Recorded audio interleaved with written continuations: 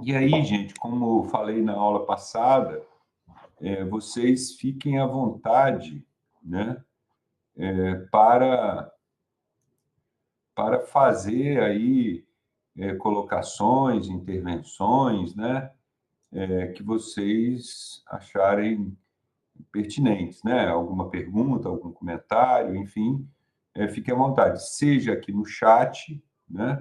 Eu vou tentar sempre dar uma olhada aqui no chat. Às vezes é rápido, eu estou no meio de um comentário, demora um pouquinho, mas eu dou uma olhada aqui. Seja, se você quiser abrir o seu microfone e até mesmo a câmera e falar algo, mais uma vez, à vontade, tá? Então, assim, a tese é essa aí, né? A violência ela vem diminuindo desde um passado muito distante. É claro, esse declínio ele não é uniforme, ele não acabou com a violência e não há garantia nenhuma de que ele continue. Como eu disse até nesse início do século XXI, por vários dados que a gente tem, especialmente a partir do ano de 2010, vamos botar essa marca, digamos, para facilitar a nossa memória, há um questionamento de se esse processo não teria parado. Mas quando a gente olha, né, desde a pré-história até, vamos marcar de novo um ano, até o ano 2000, há uma tendência geral. É lógico, aí você vai falar para mim um argumento fácil, né, clássico, muito auto-evidente, que é: ah, Rafael, mas fala sério, a Segunda Guerra Mundial, 60 milhões de mortos, né? Como é que pode ter diminuído? Então, mais uma vez, não é um declínio uniforme, né?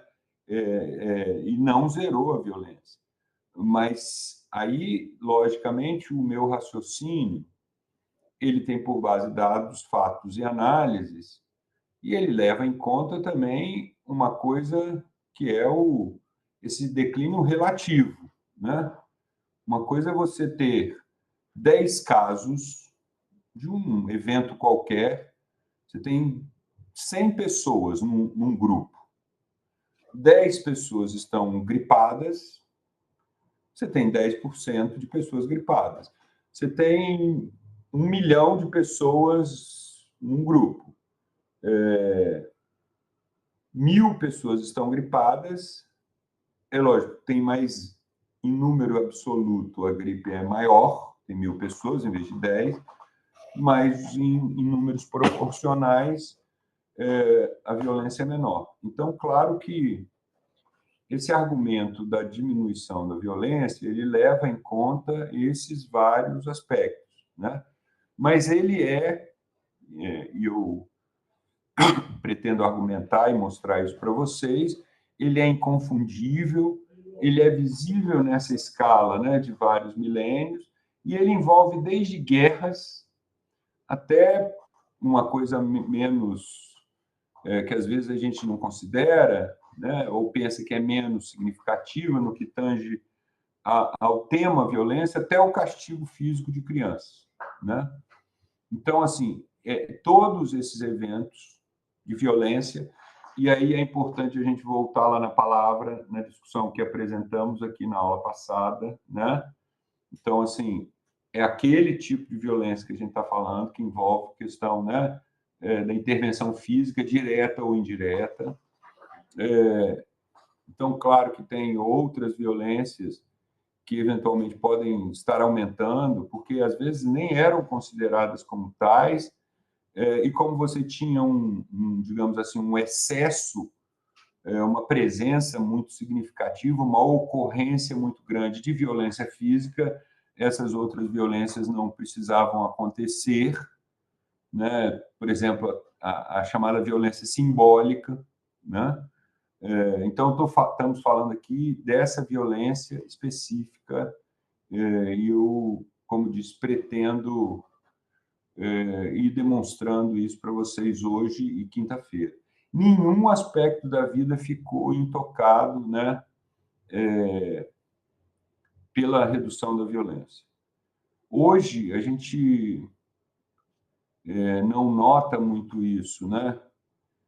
Porque a gente fica muito focado nos acontecimentos, mas o nosso cotidiano é muito diferente, né, de quando as pessoas tinham uma série de preocupações numa circulação mínima de espaço, né, no seu tempo. A pessoa sai de casa, ser raptada, ser estuprada, ser assassinada.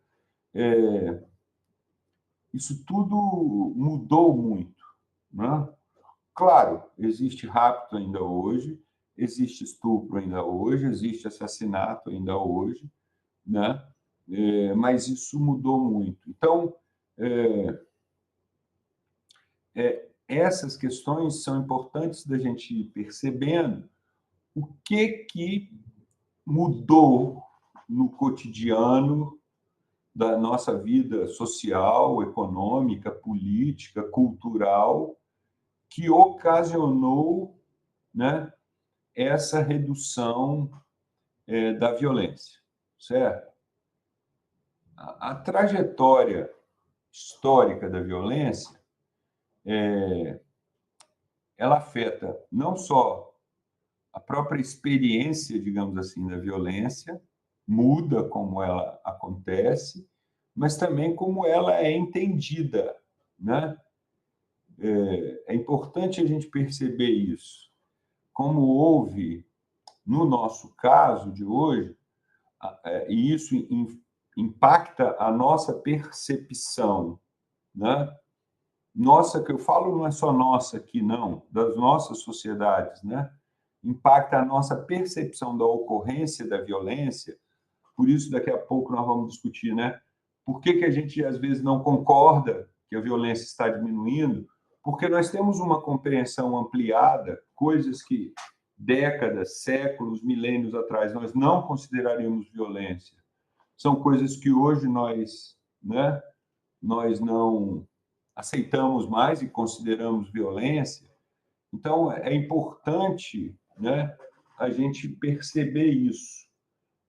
Se esse esforço, se essas mudanças que nós tivemos na raça humana, na humanidade, no convívio das pessoas, né, se elas nos deixaram melhores ou piores, né? E aí tem uma coisa que é uma coisa de base, que é o quê? Como que nós devemos compreender a modernidade? Por modernidade, se a gente quiser dar um prazo de tempo, historiadores, né? Sou historiador de formação, adoramos isso, né? Tempo. Eventualmente, muitos de vocês não são, eu imagino que a maioria, né? Não é, talvez não tenha nenhum historiador aqui, mas quando eu falo de modernidade, vamos botar aí, só para a gente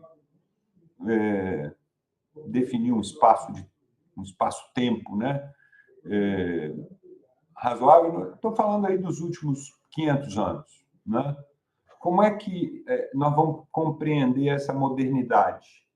É a erosão da família, da tribo, das tradições, da religião, pelas forças, né, do individualismo, do cosmopolitismo, da razão e da ciência, né? Ou nós vamos perceber isso como um avanço da razão, da ciência, né? Do papel e do lugar do indivíduo, né? E depois, na quinta-feira, eu vou fazer assim uma breve linha do tempo para vocês de alguns momentos marcantes na história, a partir aí já do século XVII, nós vamos ver como o indivíduo, né, ele vai passar por um processo de afirmação nesse nosso caminhar histórico e como isso também contribui para a redução da violência. Então, muito da nossa percepção sobre a violência depende, né, de como nós enxergamos essa longa história da modernidade, desses últimos 500 anos, né? Nós enxergamos isso como o quê? Um pesadelo de crime, de terrorismo, de genocídio, de guerra, ou ao invés disso, nós temos um olhar que faz perceber isso como um período que é... E lá vou eu de novo, né? Vocês vão falar, rapaz, onde é que o professor Huxley arrumou esse historiador que fala que nós vivemos num período abençoado, com níveis sem precedentes de coexistência pacífica? E nós estamos vendo lá a guerra na Palestina, Israel, nós estamos vendo a guerra na Ucrânia, Rússia. Eu mesmo já falei de várias outras guerras para vocês aqui, na quinta-feira passada.